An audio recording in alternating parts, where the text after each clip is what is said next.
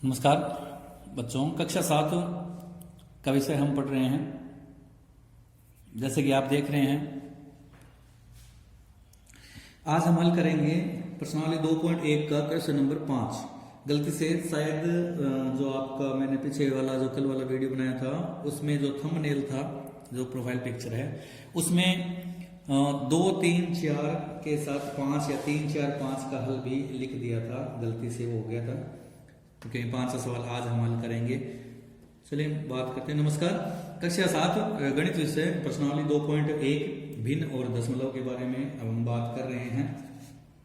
और जैसा कि आपको पता है 4 सवालों तक हमने हल कर लिया। क्वेश्चन नंबर 5 जैसा कि आपके सामने है, ABCDE ये एक ऐसी आकृति है जिसमें एक आयत है और ऊपर वाला एक त्रिभुज है। इस आकृति में माप भी दी गई है। ये भुजा है 5/2 सेंटीमीटर, ये भुजा है 3 से 3/5 सेंटीमीटर, BE भुजा है 2 से 3/4। और जैसा कि आप जानते हैं आयत में आमने सामने वाली बराबर होती है, तो जितनी ये होगी उतनी ही ये वाली भी होगी। ये 7/6 है तो ये भी 7/6 ही होगी। चलिए शुरू करें। सवाल है आपका, पहला क्वेश्चन है हमारा 5वें का।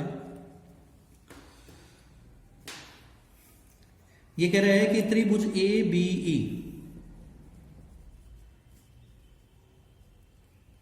का परिमाप ज्ञात करें। किसका? त्रिभुज ABE का परिमाप।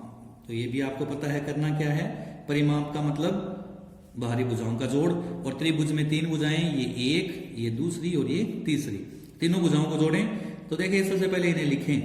5/2 है, दूसरी है 2 सही 3/4 और तीसरी है 3 सही 3/5। अब इन्हें सरल करें। मिश्र भिन्न है उसको सरल भिन्न में बदलें, तो ये 5/2, फिर 4 दूने 8 और 3 11। ये भी मैंने बताया था, फिर से आप खुद हल करें। बताएं इसका उत्तर क्या आएगा।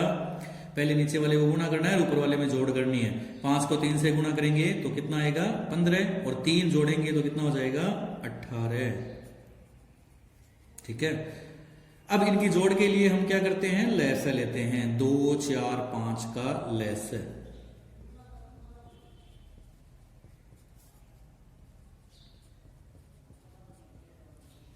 दो 4, 5 का लहसा जो होता है वो भी मैंने आपको बताया था, वीडियो भी अलग से बनाया जा चुका है, वहां जाकर भी आप देख सकते हैं। 2, 4, 5 का लहसा है 20।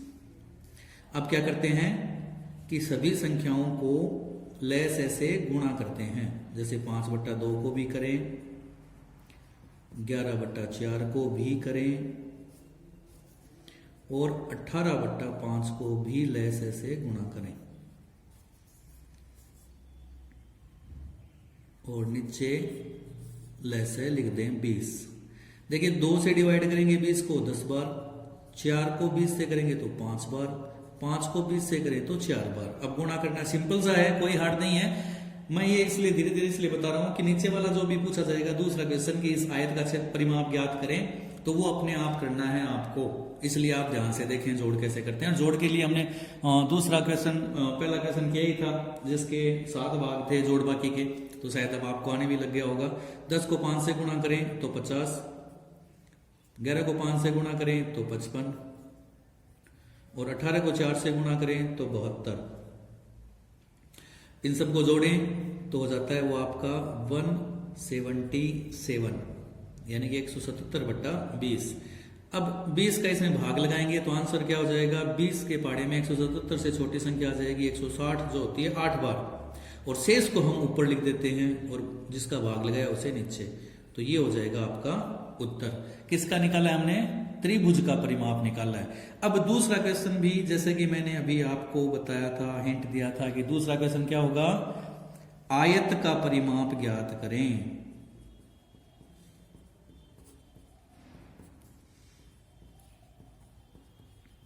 आयत का परिमाप ज्ञात करना है और उस आयत का नाम है BCD और E।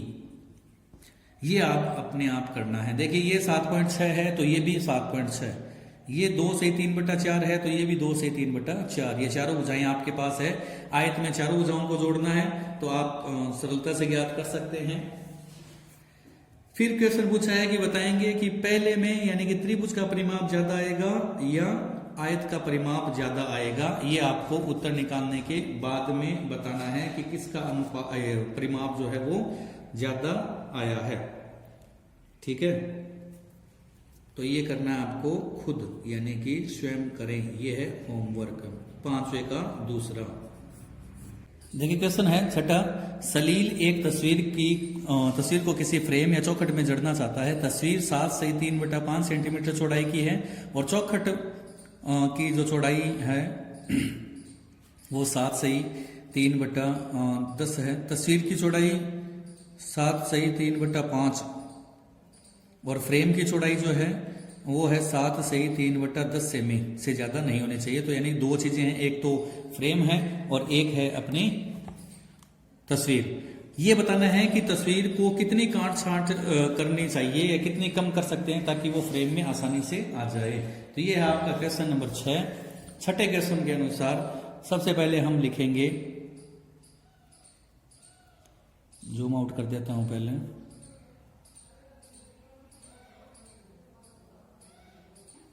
देखिए क्वेश्चन नंबर 6, तो हम लिखेंगे सबसे पहले तस्वीर की चौड़ाई कितनी है 7 सही 3/5 सेमी और फ्रेम की चौड़ाई जिस फ्रेम में उसे तस्वीर को लगाना है 7 सही 3/10 सेंटीमीटर। पहले इन्हें सरल करेंगे, सरल अब अपने आप करोगे खुद। उसके बाद में काट छांट करने के लिए हम लिखेंगे काट छांट करनी चाहिए।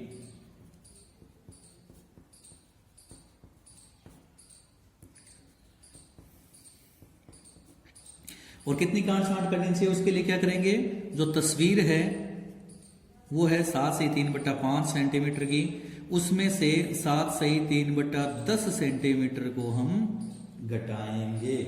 हाँ जी, इसको आप बदलोगे सबसे पहले सरल भिन्न में, उसके बाद में घटाओगे, जितना आपका आंसर आता है वो हो जाएगा आपका उत्तर। ये आपको भी अपने आप करना, क्योंकि सरल है, कोई हार्ड नहीं है। लैसे की जोड़वा की हमने पहले कर ली है, तो ये भी आपको खुद करना है।